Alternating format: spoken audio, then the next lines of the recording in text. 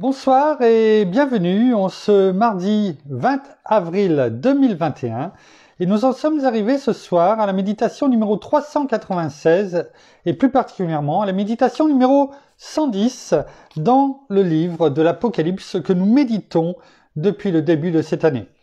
Avant de poursuivre dans notre méditation du jour, prions. Père, dans le nom de Jésus, bien-aimé Saint-Esprit, nous venons comme toujours, en toute humilité, en toute simplicité, comme tu nous l'as montré, en tant que serviteur. Viens nous donner ta révélation, viens nous donner tes ordres, viens nous donner tes commandements, afin que nous les gardions précieusement, gravés sur les tables de notre cœur, afin que nous n'en oublions aucun mot. Nous te demandons encore, ce soir, de venir nous révéler ta parole, afin que nous regardions toujours à ta vérité, et que tout enseignement que tu vas nous donner, bien-aimé Saint-Esprit, dans le nom de Jésus, glorifie notre Père encore ce soir. À toi toute la gloire, Père, dans le nom de Jésus. Merci, bien-aimé Saint-Esprit. Amen. Donc nous en sommes arrivés et nous continuons dans ce tout nouveau message depuis 3 méditations, si je me trompe, 3 ou 4, dans cette 5e lettre de notre Seigneur confiée à Jean, l'apôtre Jean, afin qu'il avertisse non seulement bien sûr l'église en question dans cette 5e lettre, c'est-à-dire l'église de Sardes, mais également un message qui nous concerne toutes et tous et qui représente aussi la condition spirituelle dans laquelle l'église de la Réforme à partir de l'an 1500 de notre ère, jusqu'à aujourd'hui, se trouve, ou se trouvait en tout cas. Et c'est pour chacun d'entre nous, nous qui sommes le temple de Dieu, et que l'Esprit, et où l'Esprit de Dieu est en nous. Donc c'est pour chacun d'entre nous, j'ai resitué simplement cette lettre et pour qui elle était destinée. Et nous avions donc déjà commencé à voir la situation géographique de Sardes, sa géographique, culturelle, économique et historique également. Et nous avions vu que après les différents conquérants qu'il y a eu, le tremblement de terre pour terminer en l'an 17, et nous avons vu que finalement, ça n'avait jamais retrouvé son éclat d'antan et qu'elle était aujourd'hui tout simplement à un mot de berger. Un mot, c'est quelque chose de petit, quelques maisons de berger simplement, avec bien sûr quelques ruines là aussi, de ci, de là. Seul finalement reste de son ancienne splendeur. Je vous laisse aller revoir les dernières méditations en ce qui concerne le reste. Et nous allons reprendre ce que dit notre Seigneur sur l'église de Sardes encore jusqu'à ce que nous commencions à méditer les premiers versets, afin que nous l'ayons bien en tête à ce moment-là. Ce message est écrit, cette lettre est écrite dans la parole dans le chapitre 3 du livre de l'Apocalypse, du verset 1 au verset 6. Il est écrit à l'ange de l'église de Sardes. Voici ce que dit celui qui a les 7 esprits de Dieu et les 7 étoiles. Je connais tes œuvres. Tu as le renom d'être vivant, mais tu es mort. Sois vigilant et affermis le reste qui allait mourir. Car je n'ai pas trouvé tes œuvres parfaites devant mon Dieu. Rappelle-toi donc comment tu as reçu et entendu la parole. Garde-la et repens-toi. Si tu ne veilles pas, je viendrai comme un voleur et tu ne sauras point à quelle heure je viendrai te surprendre. Cependant, tu as à Sardes quelques hommes qui n'ont pas souillé leurs vêtements. Ils marcheront avec moi en vêtements blancs, parce qu'ils en sont dignes. Ainsi, le vainqueur se vêtira de vêtements blancs. Je n'effacerai pas son nom du livre de vie, et je confesserai son nom devant mon Père et devant ses anges. Que celui qui a des oreilles écoute ce que l'Esprit dit aux églises. Voilà le message de notre Seigneur à l'église de Sardes, et nous le verrons très prochainement, en détail, verset par verset, mot à mot. Mais avant toute chose, nous allons poursuivre, la présentation générale de l'église de Sardes, enfin du moins de la ville de Sardes, de son environnement, qui a considéré, comme ici, pour nous, on l'a déjà dit dans la première, je crois, méditation sur l'église de Sardes, l'environnement au sens large qui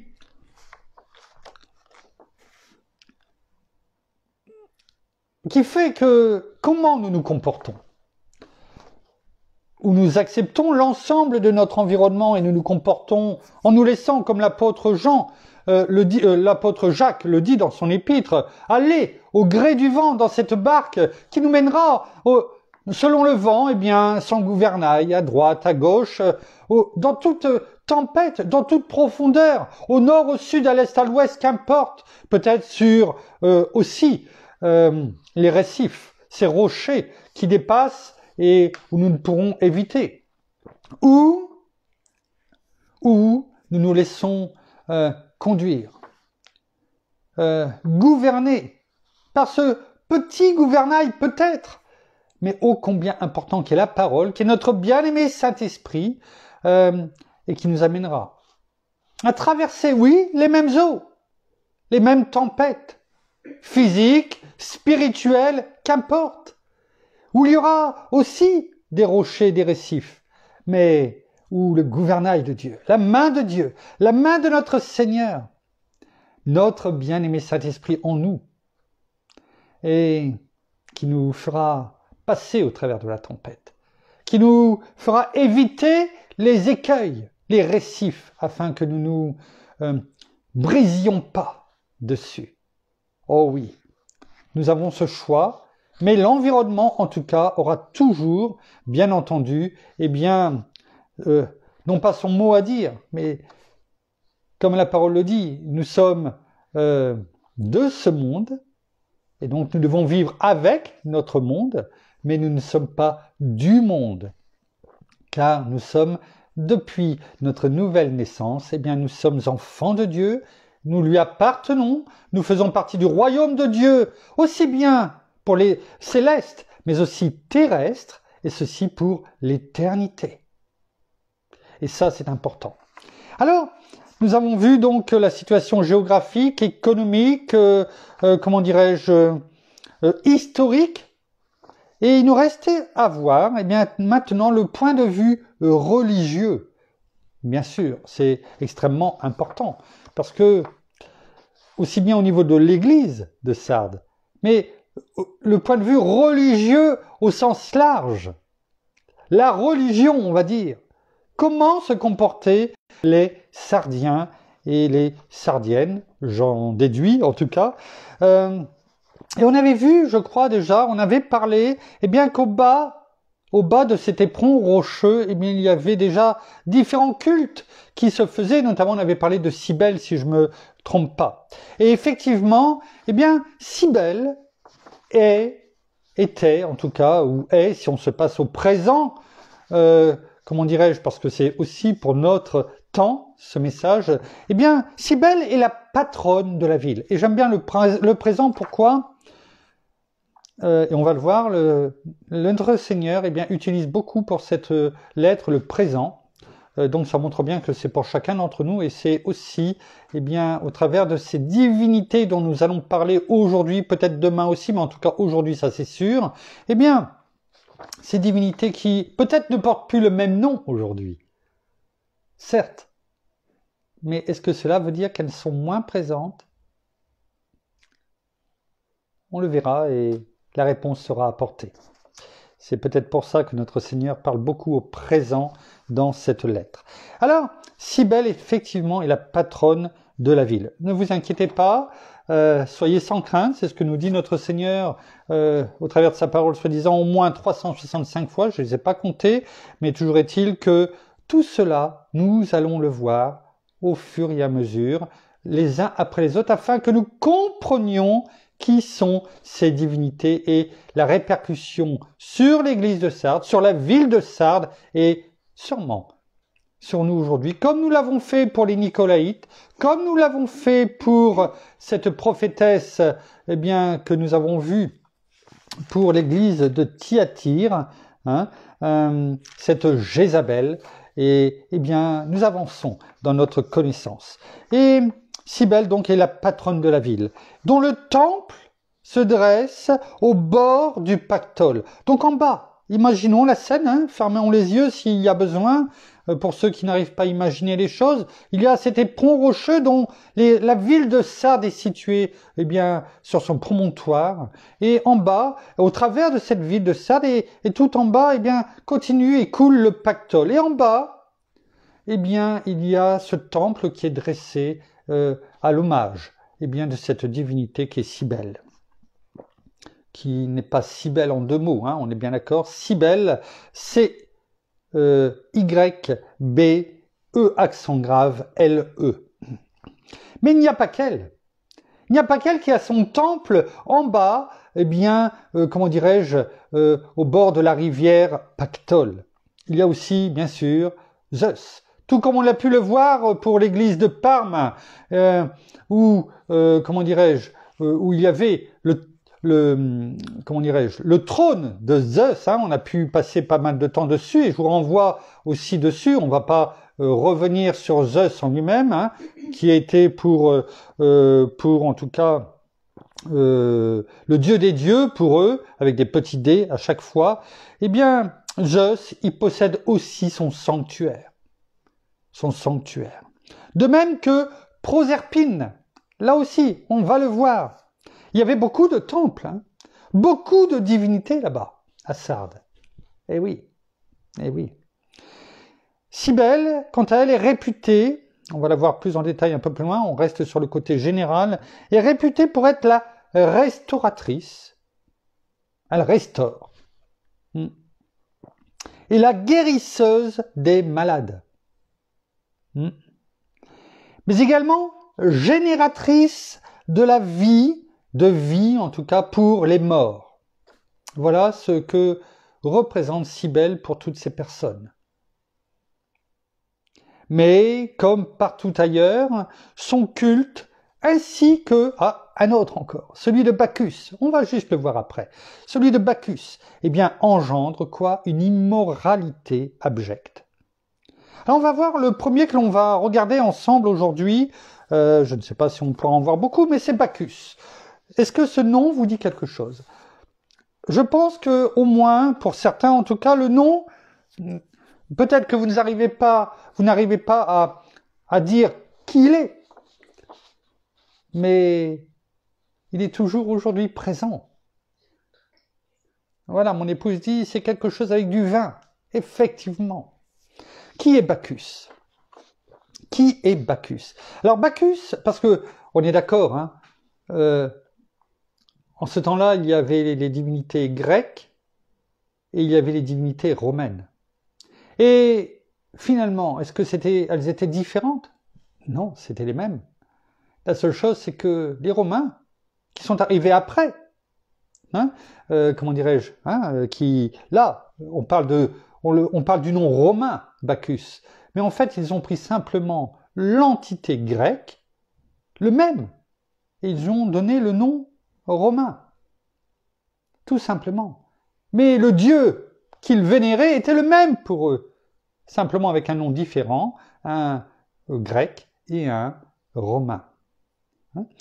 Et donc on les retrouve des deux côtés. Et là, bien sûr, pourquoi? Parce que tout simplement, c'est une colonie romaine. Les Romains, avaient, étendu leur domination, et c'était eux qui possédaient donc l'Asie mineure. Donc, Bacchus est un dieu romain. B-A-2-C, H-U-S, est un dieu romain.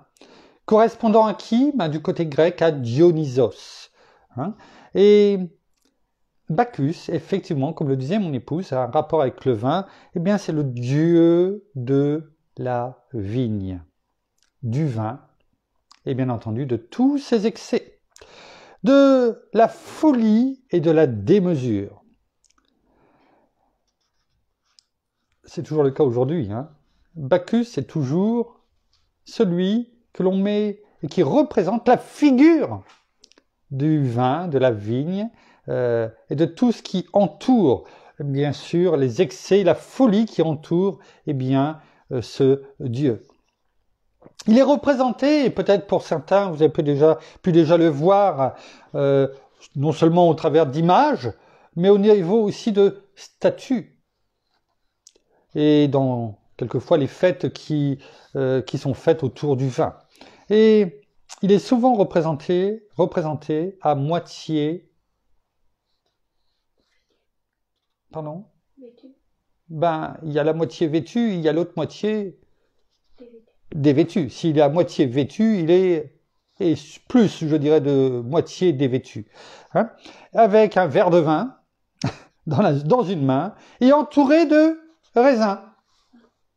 Ouais. Voilà comment il est représenté. À moitié, et en plus grande majorité dénudé, avec un verre de vin, hein, et donc à la main et entouré de raisins. Cela montre quoi? Bien, cela montre bien que lorsque l'on boit beaucoup de vin, qu'on se laisse enivrer, eh bien il y a ces excès qui sont représentés par sa façon d'être habillé, si l'on peut s'exprimer ainsi, et de la folie et des excès qu'engendre le vin quand il coule à flot. Je ne dis pas qu'il ne faut pas boire du tout de vin. Je ne dis pas qu'il ne faut pas de temps en temps boire un bon vin. Ce n'est pas du tout ce que je dis. On parle bien des excès, tout comme la parole parle d'excès. C'est ça qui ne va pas. Et bien souvent, Bacchus, pour aller jusqu'au bout, est représenté avec des cornes. Eh oui. Et bien sûr, entouré de vignes, comme on a pu le dire, ou de lierre. Il peut être aussi posé sur un tonneau ou sur un char, le représentant comme, bien sûr, au-dessus des autres. Dans ses mains, il tient d'un côté un tirse, une sorte de sceptre. Hein, c'est pas le même sceptre que nous parle notre Seigneur. Et de l'autre, soit une corne d'abondance, hein, cette corne qui laisse sous-entendre que la vigne, le vin, c'est l'abondance et c'est tout ce qui est autour. Que le vin coule à flot, hein? Voilà. Souvent, c'est ce qui est dit. Ça veut dire que faisons la fête, il y a l'abondance, allons-y. Ou alors soit par une simple grappe de raisin. Voilà comment il peut être représenté suivant les endroits et suivant peut-être aussi certaines fêtes. En effet, on parle de fêtes, pourquoi? Parce que Bacchus a eu de nombreuses fêtes qui lui ont été dédiées, qui lui ont été, mais qui sont toujours aujourd'hui d'actualité. On connaît notamment les orgies. Les orgies, ça vient de là. Hein. C'est des fêtes qui étaient dédiées, je dirais, au dieu Bacchus. Ou ce que l'on appelle aujourd'hui encore, et si vous allez rechercher le nom, vous allez le retrouver avec d'autres définitions, mais l'origine du mot, c'est celui que l'on va voir aujourd'hui, c'est les bacchanales. Bacchanales. Et peut-être que cela ne dit rien, peut-être, mais ceux qui sont autour du vin, ont déjà entendu en tout cas ces mots-là. Et bien entendu, pour la plupart, ne connaissent pas d'où cela vient, ne connaissent pas d'où vient le mot bacchanal. Là, je vous lis la définition tout simplement de ce que c'est qu'une bacchanale. C'est une fête religieuse célébrée dans le monde grec et romain.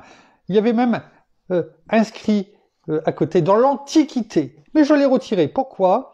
Parce que c'est toujours le cas aujourd'hui. Oh, peut-être que quelquefois, bien, elles se font moins apparentes, et encore, suivant les fêtes, mais elles sont toujours d'actualité. Et les bacchanales viennent du latin bacchanal, c'est-à-dire que ça vient du latin, hein, c'est-à-dire du romain, en fait. Eh bien, c'était des fêtes liées au mystère dionysiaque, donc du dieu Dionysos, en l'honneur des dieux Bacchus, ou Dionysos, parce que c'était le même, suivant si on était grec ou romain, dans lesquels, que faisaient les gens? Eh bien, ils buvaient sans mesure. C'était ça, les fêtes bacchanales. Les bacchanales, pardon. Hein? C'était ça, les fêtes bacchanales. C'est ces fêtes religieuses, en fait, religieuses, mais dans le sens de vénération à ces dieux, Bacchus ou Dionysos, et où les gens buvaient sans mesure, surtout pas avec modération, comme on le voit aujourd'hui. Et les prêtresses, parce que ce n'étaient pas des personnes qui étaient chargées d'organiser ces fêtes, c'était des prêtresses, celles qui étaient là, dans les temples, que l'on venait vénérer. Donc, et qui étaient là chargées de servir ces déesses ou ces dieux. Les prêtresses organisatrices de la cérémonie s'appelaient bacchantes. Alors, ce n'est pas les bacchantes, ce n'est pas la même chose. Ce n'était pas, et mon épouse tout de suite, elle a montré sa bouche, au-dessus de sa bouche, c'est-à-dire les moustaches, où on dit des belles bacchantes, mais ce n'étaient pas les mêmes. Eh bien, ces prêtresses de cérémonie s'appelaient bacchantes, et le nom a été associé aux orgies romaines. Vous voyez, tous ces noms venant du dieu Bacchus qu'il vénérait, ce faux dieu, bien entendu, ces esprits démoniaques, en fait, qui sont derrière, eh bien, elles ont toujours la vie, tout comme cette prêtresse Jézabel. Eh bien, tout cela continue de nos jours, n'en doutons aucunement. Alors certes, ce n'est peut-être plus autant, je dirais, mis sur la place publique, mais ne doutons aucunement que cela existe toujours aujourd'hui. Et le culte primitif de ces bacchanales, eh bien, était au départ exclusivement féminin. Vous voyez, à la base, c'était même exclusivement féminin, ces fêtes. Alors, imaginez, ces femmes étaient là. Elles buvaient sans modération avec tout ce que cela engendrait derrière. Et provenait de quoi? Du culte originel du dieu Pan. Je ne sais pas si, pour ceux qui étaient là, eh bien, on en a parlé, il y a bien longtemps. Et vous savez, le dieu Pan, eh bien, la parole en parle indirectement. Pan, c'était un dieu auquel, eh bien, les Romains vouaient un culte également. Et lorsque l'apôtre Pierre a reçu la révélation que Jésus était le Fils de Dieu, et qu'il a dit, quand notre Seigneur a dit, mais qu'est-ce que vous avez entendu? Que disent les gens de moi? Et c'est parti dans tous les sens. Et quand il a ramené les choses au centre, et quand il a dit, mais vous, que dites-vous de moi?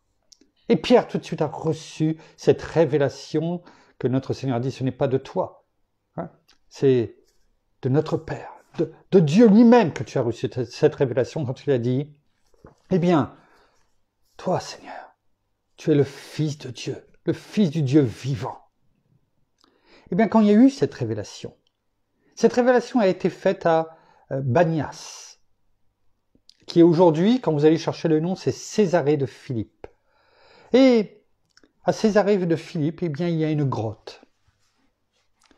Et cette grotte avait une porte, je dirais, on peut appeler ça une porte, tellement que c'était grand, eh bien, c'est un gouffre. Et cela a été surnommé, parce qu'il y avait eu beaucoup de sacrifices à cet endroit-là, et c'était même surnommé, eh bien, c'était des sacrifices faits en l'honneur du dieu Pan, justement. Et ça avait été surnommé les portes de l'enfer. Alors vous voyez, quand notre Seigneur a posé la question aux disciples, qu'est-ce que l'on dit de moi? Et qu'il y a eu cette révélation, juste devant cette grotte, à cet endroit, où il y a eu tellement de sacrifices à ces dieux, où c'était surnommé les portes de l'enfer, cela n'a pas été un hasard. Il n'y a jamais de hasard avec Dieu et avec notre Seigneur. Et lorsqu'il y a eu cette révélation, eh bien, vous voyez, là on en parle encore. Le culte primitif était exclusivement féminin et provenait du culte originel, c'est-à-dire de celui qui venait à l'origine, eh bien, du dieu Pan, avec un petit D. Alors, ces dernières, ces bacchanales, donc on vient de le dire, étaient au départ uniquement célébrées pour la gente féminine, de façon très mystérieuse, et ça doit être encore le cas aujourd'hui, mais et elles se faisaient notamment au milieu des bois. Petit à petit, et on peut comprendre un petit peu pourquoi, pour ceux qui ont bien suivi, eh bien les hommes furent également accueillis lors de ces célébrations et, comme on peut bien sûr le comprendre, cela a engendré et a entraîné beaucoup de désordre. Bien oui, quand on parle d'orgie, il n'y a pas d'ordre. Du côté de Rome, on parlait plutôt de fête libérale. On est libéral. On est libre. Ça vient de là. Oui, on le voit encore aujourd'hui. On est un culte. Oh là, vous savez, on est libre. Oh oui, oui, vous savez, il n'y a pas de souci.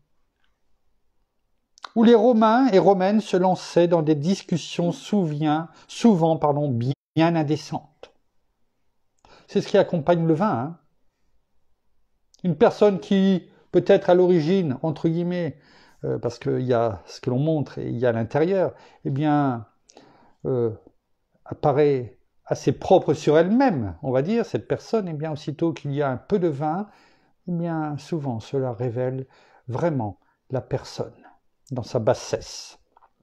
Et le gouvernement de Rome a même essayé, bien plus tard, eh bien, de faire interdire la tenue de ces cérémonies.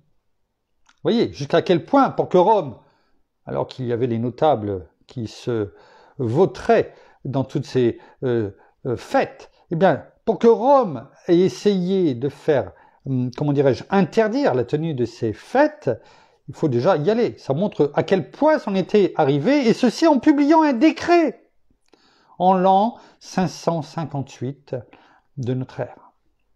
Mais cela n'a eu aucun effet.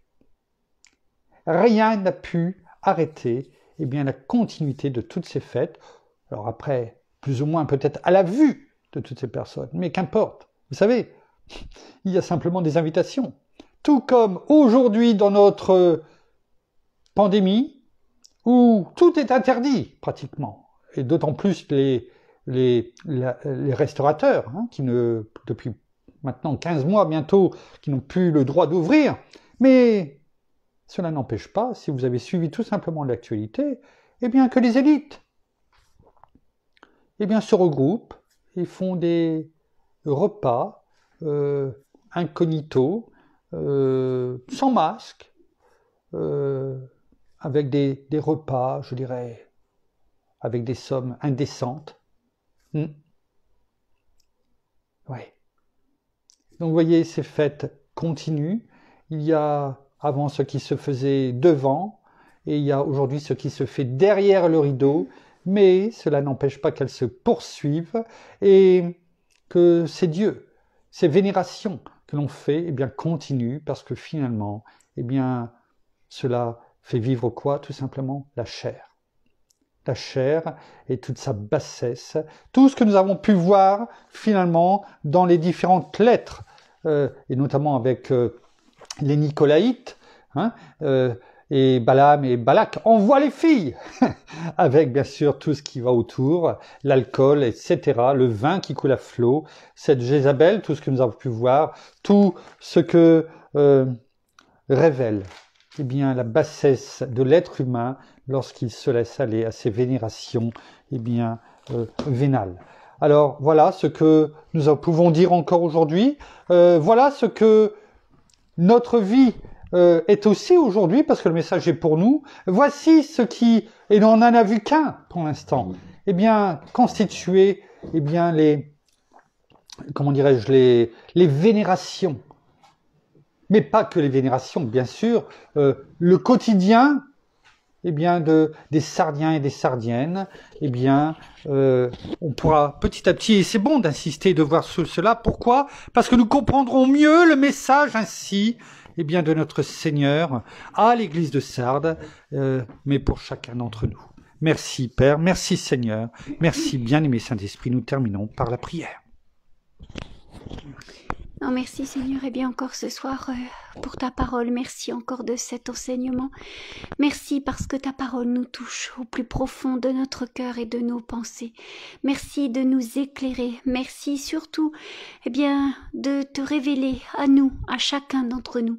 Merci vraiment pour cet esprit vraiment de révélation, mais surtout pour ce discernement que tu nous donnes, de voir que ce soit dans nos vies ou même dans tout ce que nous vivons au jour d'aujourd'hui, eh bien garde-nous de toutes ces convoitises de la chair, de toutes ces convoitises des yeux, et parce que cela ne vient surtout pas de toi, Père, mais cela vient du monde.